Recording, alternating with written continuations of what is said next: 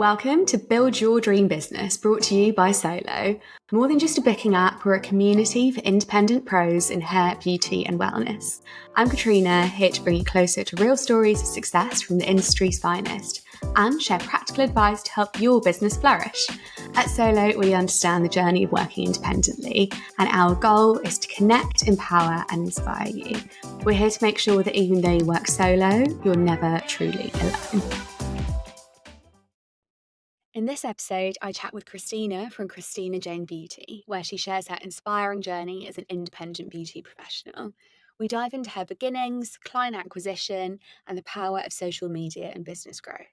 From authenticity to branding and pricing, Kristina offers valuable insights, including her experience with pricing calculators and the positive impact of raising rates. Join us as we explore her strategies for time management, self-care, and her exciting goals for the future. Hi, Kristina. Thank you for joining us.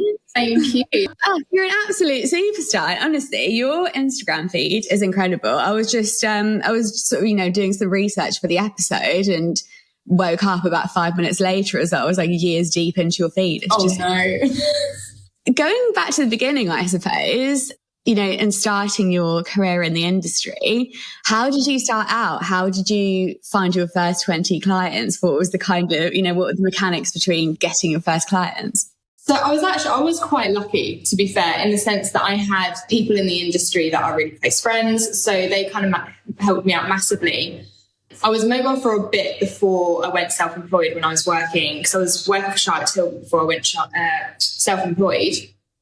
And my friend was like, I don't want to do nails anymore. So if you are thinking about going self-employed, come into the salon. We're opening a salon. I was like, okay, this is definitely something to take on board. Unfortunately, at the time, I was in a toxic relationship where I wasn't actually allowed to go self-employed. So I obviously made that choice to be like, yeah, okay, I'm doing it. And then getting my first 20 clients, I was lucky in the sense of my friend was like, recommend Kristina, she does nails, she's really good, blah, blah, blah. So that's kind of how I managed to get my first 20. But it was definitely getting yourself out there on social media that I found really helped getting the first 20. But yeah, it was a bit of a whirlwind, to be honest, because I did go self-employed in October 2019, so only a few months before COVID. Oh my goodness. Didn't really have a client base, because when I went self-employed, I just took the jump. I probably had about 5 of my own, and then really only about 12 maybe that I kind of got from like my friends. And then it was just all word of mouth after that. So I definitely had the help, but it was a bit tough at the beginning for sure, because of good old COVID. Yeah, that's such a tough time to start. What you mentioned, social media. Yeah. What did you do? How did you sort of start putting yourself out there as an independent business? So I had the help of obviously my friends again, but I just did loads of deals. So it's almost like I did like 50% deals just to get people in, just to kind of obviously get to know my work, get to know me. And then you would obviously then build that way. I also have like in Bedford, there's like Love Bedford. So like they support small businesses. So they were putting things out, they were sharing their deals and things like that. So it's really good that you can have a support system like that. But yeah, social media, putting out stories all the time, just loads of deals, just putting it out there and actually just being kind of in people's faces without being aggressive. That's probably kind of the way that I did it. And then, yeah, just naturally work like that. And then being off during COVID, that's all I had time to do was make content. So that definitely helped as well. Was there anything in particular you did to kind of make sure that those deals are actually turning into bookings, that people looking at your amazing content were actually booking in with you? Whenever people came in, I tend to have the deals on for quite a while. So then they're coming back multiple times on that deal for them to then be like, oh no, I actually do really enjoy this. I don't want to not have this anymore. A lot of the time it was on like facials and massage. But then when it came to nails, it would then be like, I'll like throw in a free hand massage, like an extra 15-minute hand massage on top of your appointment for free. And then that's how it eventually kind of got more people in, was just having it on for quite a while. That's how I found really worked for me. I feel like those extra touches are like so important, aren't they? When you are an independent professional, like you just always, there's this thing of needing to like go above and beyond because it is just you. Is there anything else you do to kind of keep clients coming back again and again? I always say it might be because I'm a bit weird. I'm completely myself. So they kind of get a bit of a comedy act within their appointment. Yeah. Like it might just be me spilling stuff on myself. It sounds really stupid, but I think being 100% you is what will bring people back. Like there's so many amazing people out there, whether it's nails, massage, all that sort of thing. But at the end of the day, they're buying into you as an experience as well. So that's where I find I definitely get a lot of like return clients. But it's also just thinking of ways to kind of keep them interested. So I used to do like a loyalty program, which is something I'm going to bring back in eventually, obviously, because you know how with the prices going up and all that sort of jargon, it kind of got a bit tough. So then the loyalty program kind of stopped, but it's going to start up again, which I found helped bring people back as well. Because it's just like kind of a gift back, isn't it, really? Like they keep coming to you, but yeah, just kind of being 100% you, really. Yeah, so true. And I feel like that kind of helps you get the sort of clients that you want as well, if you are just yourself. And it makes like your daily work so much easier. If there's like no pretense and no putting on an act, you can just be. It's more enjoyable for you. Exactly that. Yeah. Going back to social media, I mean, your feed is so nice and looks so beautiful and so curated. Do you have like a set routine of, you know, how often you post and what you post? And is there like a strategy behind it? Yeah. So I recently discovered scheduling your posts. I don't know how I didn't come across that before, but it has been an absolute lifesaver. So I kind of on Sundays go through my week, think about what I want to post on Monday, what I want to post on Tuesday. And like, so I post daily.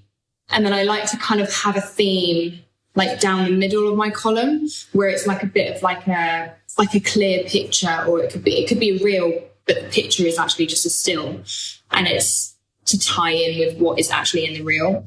And then obviously alongside that is like nails or like lifestyle pieces. Yeah, basically sitting down, looking at my week ahead, then like editing it and seeing what sort of stuff. I even write in my notes how I want a reel to go. So it's almost like I've got like a script of what I'm going to film and then what each scene's going to be.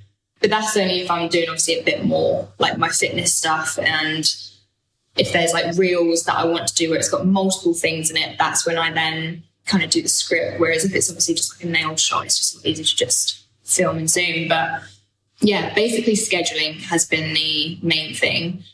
And then, yeah, just having the weekly set up. Your reels are really cool. I think so many people find the idea of them so scary. Did you find it quite scary before you started doing them? I think it's the confidence of doing them. I think because there's so many out there, you can feel a bit of pressure.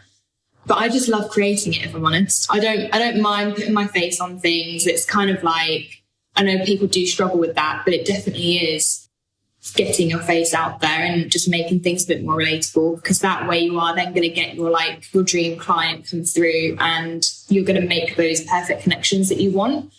But yeah, no, I definitely find hitting the face out there and just, yeah. How did you come up with the ideas for them? Do you know what? I don't really know. I think I take inspiration from other people, of course, but then I also make sure I'm making it authentic to myself. I think if you are kind of copying other people's ideas, it's a bit like, I've seen that before. Cool. Yeah. Stories, different reel. But if you kind of do take inspo, then think, okay, but how can I make this twist to make it more me on it? I think that's the best way around it. But yeah, I'd probably say inspiration is where I get my ideas from. What's been your most successful one so far, like engagement-wise? One of them is one of my fitness ones. And the reason why I've kind of introduced that onto my page is because I have a lot of clients ask me about that side of my life. So that's why I started to introduce that. But like nail-wise, I actually don't know off the top of my head. It might be the set where it's like purple and it's like all different nails, like that sort of. I think people just seeing, if it's got a trending audio and it's like a song that everyone loves, that's what makes it easy to kind of get the engagement on it as well. That's so interesting that it's like not a nail thing that's been your most, like, the reel with the highest engagement. I think it just shows that, you know, people, as like a solo professional, people are interested in you as the person as well. And like you were saying earlier, they do book with you, the human being, as well as you, the nail tech, you, the therapist. Yeah. And people are so nosy, aren't they? And yeah, as you say, there is that thing of so nosy. Exactly. And there's that thing of like being afraid of putting yourself out there, but it's got so much value. You know, people come for the nails, but stay for the relatable memes. Yeah, literally. Is there anything else you kind of share from your day-to-day life? Do you share quite a lot outside of just your actual treatments? I sometimes share like home life or anything like that. We recently adopted a cat. Well, I rescued a cat. So everyone has been very interested in that. Oh, you would be. What's the cat's name? Where'd you rescue him from? All the details, please. Her name is Penny. She's super cute. So she was actually living in our wall in the car park in between. It was literally like a gap like that. And she has been for a few months. But because there was two cats, I was like, I won't go all maternal. They're looking after each other. It's fine. And then we saw that Penny was alone and being a bit friendlier. And I was like, I can't leave her out here. It's obviously cold. So I took her to the vet. She wasn't chipped. She was in heat, which is another reason why she couldn't be outside. But obviously shelters are completely fully booked. So I just like, yeah, no way. I don't know what to do.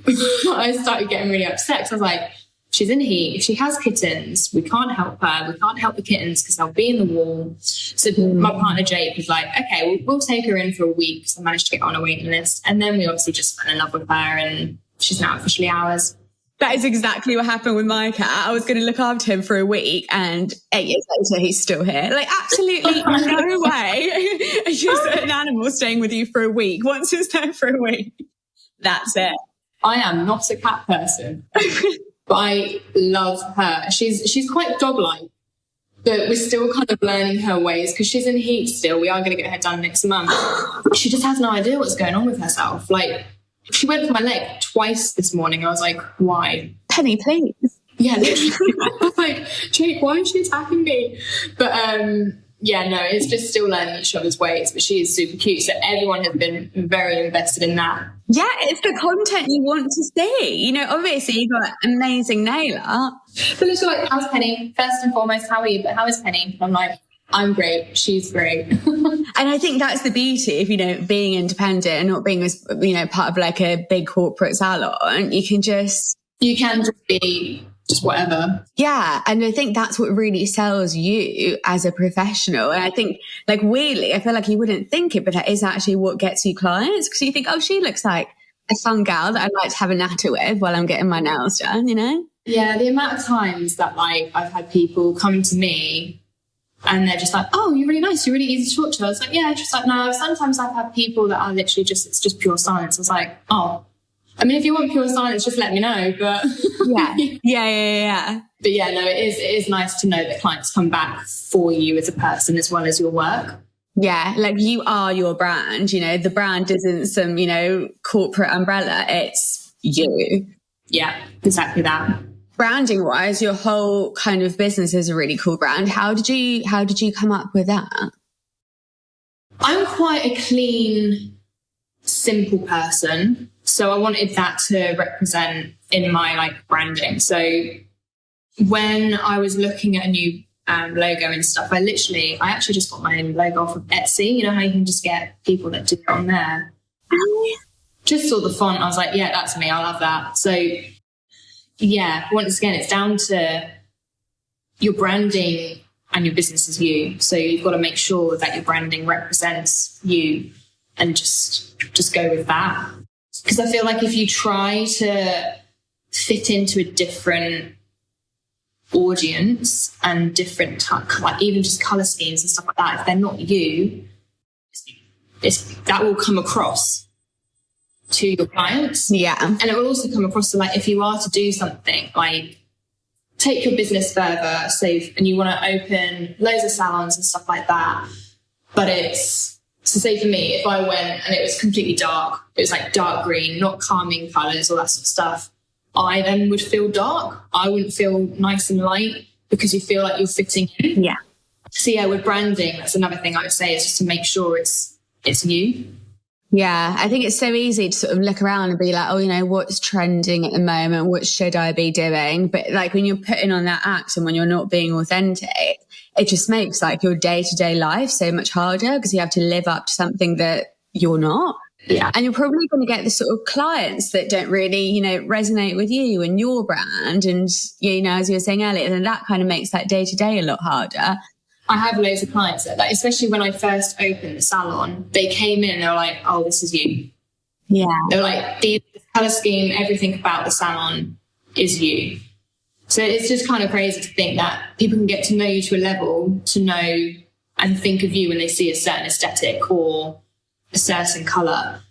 I mean, don't get me wrong, I love dark colours. Like the room that I was in before I left, in the last salon, I loved the decor of it. Like it had one wall black and then another little like cubby hole black, but it just fitted the vibe perfectly and it was great, but it wasn't very me. So when they came here, they're like, yeah, this is more you and it's more relaxing. So it was quite interesting to kind of see and hear that as well. Yeah. And it goes back to you being the brand, you know, like they know who you are because you are the brand. Super interesting. Yeah. Sort of going back to, you know, growth and, you know, moving into your own salon and things like that. How have you approached pricing? Have you kind of increased your prices since you started? How have you managed that? I didn't really ever sit down with my products and all that and like actually digest what things actually cost me per service, per client. I just kind of went off of what everyone else was charging, and every year I only upped it by like £1, which obviously naturally did not fit in with inflation. So recently there was that national nail tech price increase day. So when I came across that, I was like, well, this is interesting because when they said that on average, nail techs make about £8 now before national insurance and tax, I was like, that's not great. I should probably really sit down with this. Yeah. So I did, and it worked out. I was on £5.67 an hour. Stop. Yeah. I was like, slightly undervaluing my skill set. Like I knew I was cheap. And all my clients have even said, you are cheap what you do, you should charge more, because my gels can last, I don't ever advise it, but they can last 6 weeks. Like 3 to 6 weeks, they can last no chips, nothing. So my clients are always like, you really should be charging more. Like these are the only gels. And when your clients are saying that. So it's like, yeah, I know, but, and then, yeah, I obviously came across that and I was like, yeah, I'm up in it. So having their pricing calculator really helped. So it's definitely something I would recommend, is to really dive in and actually just divide. It sounds stupid, but look at your like bottle prices and then see how many on average the company and the brand actually say how many uses you get out of it. Then divide your price by that. Your cotton pads, your lint-free wipes, your acetone, like on average, how long does a litre bottle last you? It literally is, you do have to digest like that. Which sounds like a lot of effort. And don't get me wrong, it was. I was stupid I am. And I even woke up thinking, I need to carry on with it because I need to know what I'm going to be charging. Because you do get in a panic. Like when you up your prices as a small business and that is your only income, you're like, I don't want to put people off, but I also need to live. I also need to pay into a pension, like, because I wasn't doing that. I definitely couldn't afford to pay into a pension. So it's things like that you have to really take into account with pricing. So yeah, it was a super interesting movement. And a lot of nail techs have upped their price since doing it and like seeing it. So yeah, definitely having a pricing calculator really helps. How did you do it practically? Did you kind of chuck everything on a spreadsheet? So I am a member of the Nail Tech Org, who are the people that started the movement. And I joined when I saw this increase and I thought, you know what, I'm going to invest in myself, invest in my business, because you only can get access to the pricing calculator if you're a member. So it was a massive Excel spreadsheet that they did in a pricing course. Amazing. So it was all kind of digested like that. But I think it was kind of like, it was obviously done a lot nicer than just a normal Excel spreadsheet, but it was like that. But if I was to do it myself, I would have been... Whoosh. Sounds very overwhelming. It is, yeah. Bathrooms baffles me, but yeah. God, that must have been such a weight off your shoulders getting that done and being like, now I know, now I have like transparency in my own mind, because it's such an easy thing to just sort of brush off and be like, oh, I'm sure it's fine. But then once you've worked out that you were getting paid £5 an hour, that must have been like, okay, need to address. Like, I feel a lot calmer now. I'm charging my worth and what I need to be charging. And I think my clients can actually see that as well. Like, they can see that. And they've even said, I'm surprised you weren't charging this before. I was like, yeah, well, at least I am now. That just shows, doesn't it, that, you know, I like, was that the general reaction from your clients? Was there anyone that was like, oh, actually, a bit more? So I've lost one regular client. One. I think that was due to the pricing. She said she completely understands why, but her last appointment will be her last appointment. Mm-hmm. And then there was another one. She was regular, but not like regular. So, but she just cancelled her appointment. So I'm just assuming it's down to the new price. But other than that, no issues, which has been really good. Just shows that fear that I think everyone has is so unfounded. And it's like, you know, like the clients that don't carry on coming to you, they're just not you. That's not saying they're bad clients. It's just not the right fit for your price point. Like, one of the things that the nail tech board kept saying is, if you lose clients, and actually at the end of the calculation, they actually calculated how many clients you can afford to lose a month to then be on the same wage. I found that super interesting. Mm-hmm. They kept saying, at the end of the day, if you lose clients, they're making way for your dream client, where you'll have people that will pay that and they will pay your worth. And to be fair, it's so true, because I've actually had like 3 new clients book in since I've been my price. Yeah, 3 new, 2 lost at a higher price. So you're on the up, aren't you? Yeah.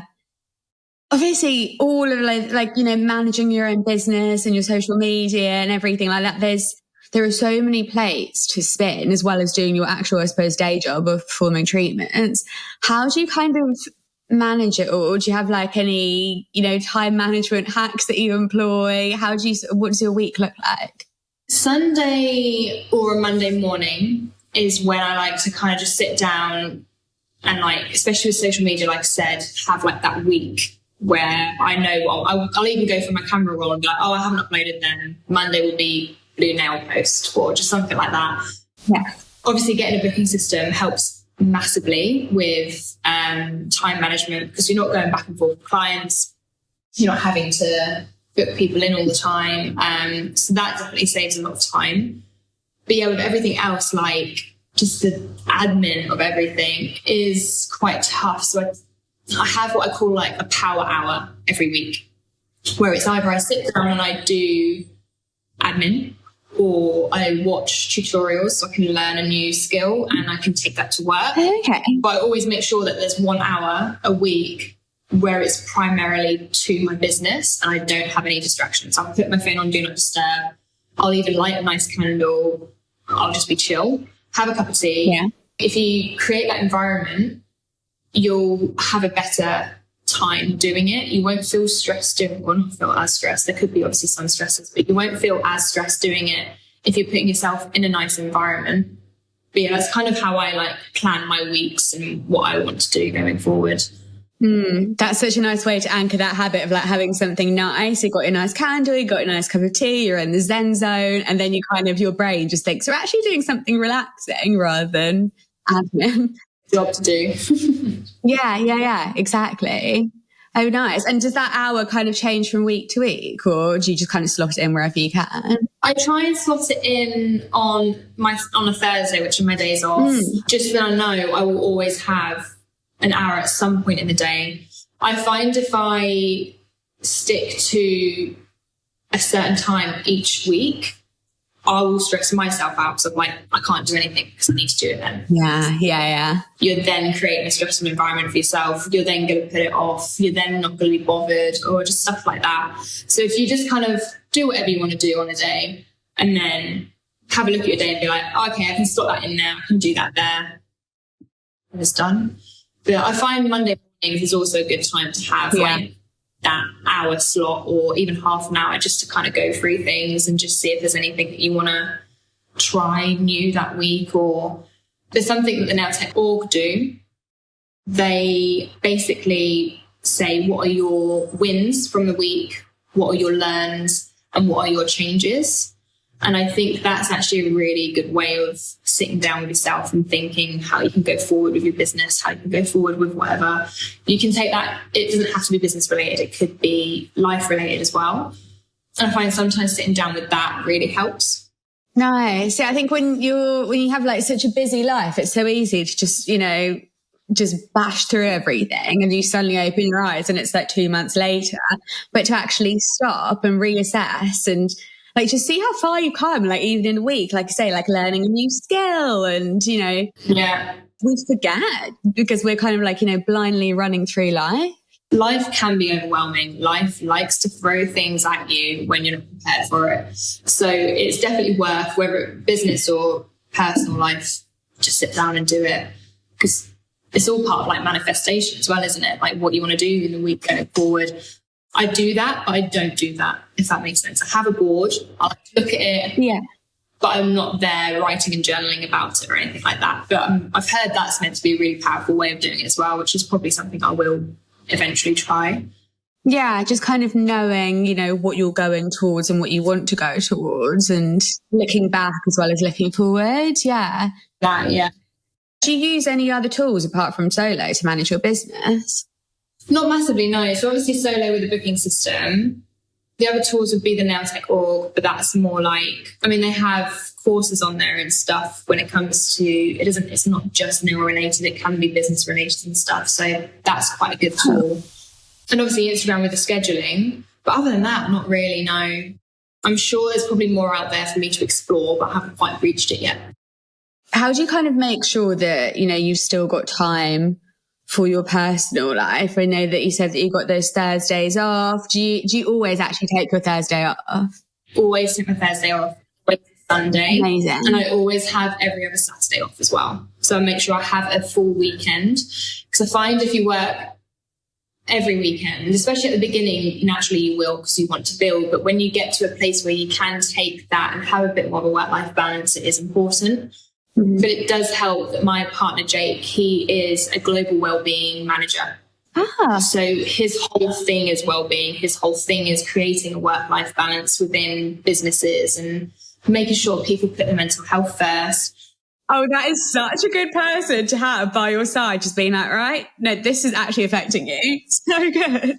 Yeah, really lucky to have that in my life, just to kind of be able to slow down, because we kind of balance each other out. If I see that he's getting quite stressed out, I'm like, right, what are we going to do? Should we go to the gym? Yeah. I always make sure I go to the gym as well, because that is my release. I think it's finding something that is your release when it comes to personal life.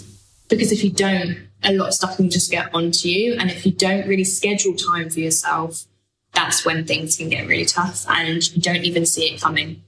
You can just reach burnout and you don't know it's coming. And then all of a sudden it just happens and you're just like, oh, crap. Yeah. Once again, if you go back and you look at your week going forward, all your learns and stuff, it's like, did I take any time for myself this week? No. Right. Make sure you take double the time this week just to recoup. So that's how I find I balance, is making sure that I do have the every other weekend off and actually making plans on those weekends. Because I find if you don't make plans, you don't have things to look forward to, you're stuck in a routine. It's just life, work, what else?